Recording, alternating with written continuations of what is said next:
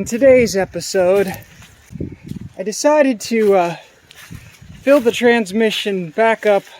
I didn't have any automatic transmission fluid, and it's going to take a little bit of effort to flush out whatever foaminess was in there. So Buff Del Campo recently changed out the 0W20 motor oil in his Mazda.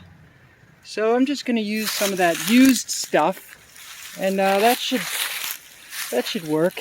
And then I put the radiator, so I looked at the radiator a little closer, and it's leaking. So I put it back in without doing anything, and I filled up about a gallon. And you'll see here, I'm getting leakage from everywhere. The pump's leaking. You could tell by the gray Permatex and cast ironness that someone just put that pump on there and they didn't do a good job. So we are trying to determine exactly whence from the leak comes, but it's definitely, oh yeah, it's all leaking. Thermostat housing, bolt holes, all around the gasket. Well, the previous owner, he was just a kid, a young guy, you know. I guess he had really no clue what he was doing. I'm not mad about it. He didn't pretend like he was a mechanic and it was in perfect shape. But yeah, before you spend a bunch of money on parts, you gotta figure out what's what. I thought I had a new water pump, and I might have a water pump, but I sure need a water pump gasket. I don't know, maybe he put it on there and just didn't tighten it. It's leaking a lot. Luckily, I didn't use, used. Mostly water. Mostly water. Used. This is the stuff that came out. This came out of my van. Remember, I had to fill my van with creek water. Well, after I got home, we drained that creek water out. Antifreezant. It's a good test antifreeze, you know, so that if you some of it gets wasted or ruined, yeah, recycle. I'll bet you those things are lovely for the people in front of us. Then we get to figure out fuel system, but I guess first we had better deal with the leaks. Okay, for me this is a major no-no. I took all the bolts out of this water pump, and whoever put these bolts in there, they didn't clean them. They didn't coat them with anything. They just slammed them in there. There's so much goop on them. The holes are probably dead-ended full of goop. Look at all the rust on that. There's no washers. It's all problematic, you know? There's no way you can get a decent torque. You can't even guess what the torque is on a rusty bolt like that. It has to be clean before you put that back together. So take a few minutes with some solvent, a wire brush, something. I know it seems tedious, and it is, but that's just not going to work unless you do that. Let's see if we can get this pump off now. I think we got all the bolts out. There's one underneath that's a little bit tough to get. I got with an open-end wrench, though. Careful, careful, careful. Okay. Let's try a little bit. I don't want to crack this housing. Alright, I'm going to get a crowbar. A little crowbar. I've thrown my camera to the ground several times and picked it up with my greasy hands. So surely it'll be working good and have a clear image.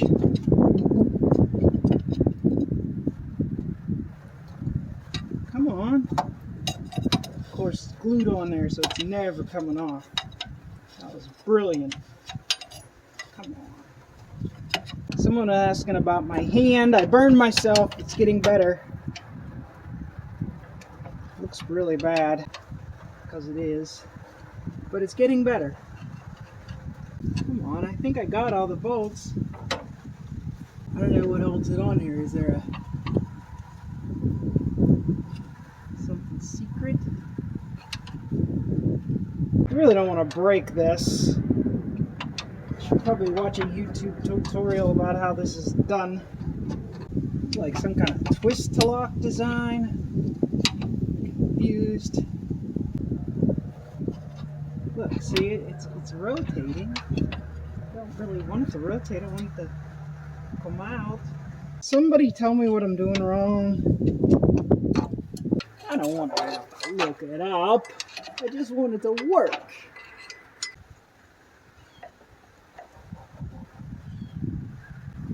I gotta stop. Look it up. Help me, YouTube. Help me. You're my only hope, Kenobi. I don't like when I have to use my brain. Alright, the internet was really a minimal help. I was not very happy with their they didn't tell me. Or maybe there isn't anything special to know and I'm just being a baby. That might be it. I might just be being a baby. Try on it a little harder, Kim. It'll be fine, they said. Why is it being so difficult?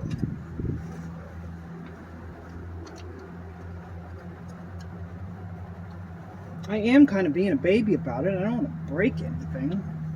It just seems like it should just come off of there without anything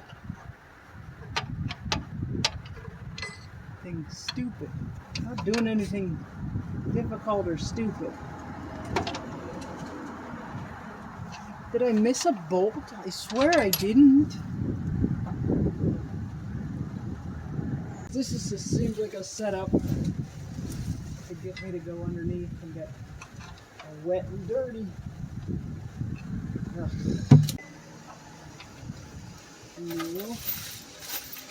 Come on there!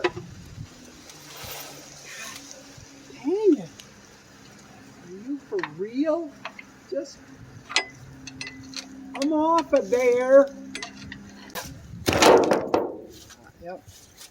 Now we drop the camera in some coolant. That's a good idea. Perfect. We're going to move around.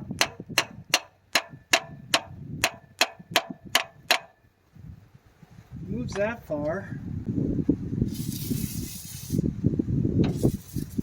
Maybe it's just stuck. Can you tell that I am a little annoyed?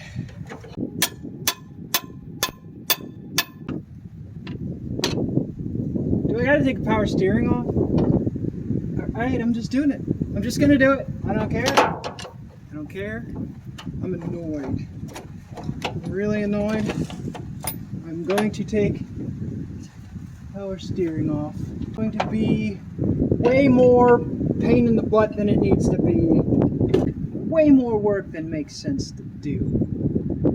It can't be what needs done. No, I refuse. I don't think I need to do that. The guy on the YouTube didn't do that. How come he didn't have to do it? I bet you his just came right off. Look. It wouldn't rotate if there was a bolt still in it. It wouldn't do anything if there was a bolt still in it. So the issue is not that there's a bolt still in it.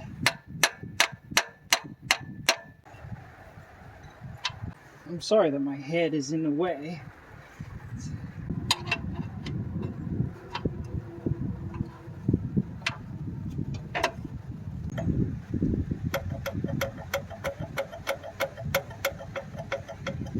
This guy's got to have used the wrong stuff.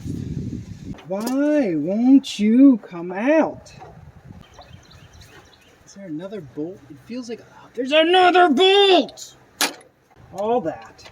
It's another stinking bolt. Here it is. Come on. Now I felt you in there. I know you're there.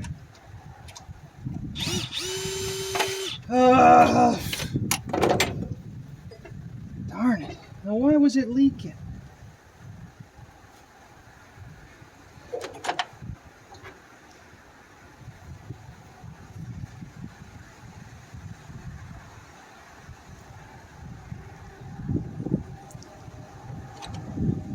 I don't know. Do you see why it was leaking? I don't. Blah! Clean your surfaces. Clean your bolts. Then this stupid thing won't leak. Make sure your holes aren't full of trash. Probably didn't face this block. Probably why it leaks so bad. Oh yeah, that's not faced. He just goofed on the darn thing. If it were easy, anybody could do it. Yep, that's... If you don't clean the gasket, the new water pump leaks just as bad as the old.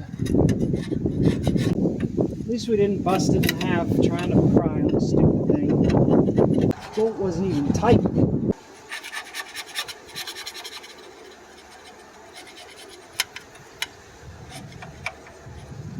I guess I go check see if the parts store has the gasket and get after it. You've seen enough. Alright, so I brought my milkshake juice in and put it in a stock pot. Put it on a, simmer. I had it a little higher, but I turned it down. I don't want it to boil too much. You'll notice a lot of the pinkness is leaving. The oil gets hot and the moisture evaporates out of it. And you could see, I learned this when making fudge, right? As long as there's water in there evaporating, it's not going to get above 212 degrees. But keep an eye on it. Once all those bubbles stop, all the water is gone, it'll start heating up really rapidly. Like, don't walk away from this. So yeah, you can just keep an eye on the temperature. Once it gets above like 215 or 220, you know all the water is pretty much out of it. And then you can, I don't know, we can try and use it again. It'll be dry. We can run it through the transmission to absorb the rest of the water that's in there. And that'll save us, the cost of a flush, which transmission fluid's expensive. You can see how much darker it is already. It's been on the stove for a little over an hour on simmer. And the house smells like a transmission shop. The old transmission shops, they always had an oil burner furnace. So they just burn up all the used transmission fluid in the furnace and it would have this smell. It definitely smells like that in the house right now. I don't know how bad contamination of coolant messes up the chemical makeup of this stuff. But I don't know, what's the worst going to happen? It's going to ruin the transmission of that ruined Ford Bronco. You don't got to buy it from me if it doesn't run. Pardon the live in the background. That's John Wilburn. He's trying to. There are people trying to offer me some help. I'm getting up. The bubbles, I think, are less. I really think you see how dark it's starting to look. So, and I'm getting higher temperatures than boiling.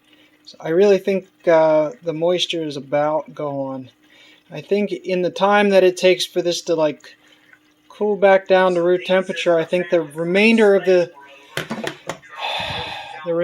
water will, sort of evaporate out, and that is how you cook up your own batch of transmission fluid.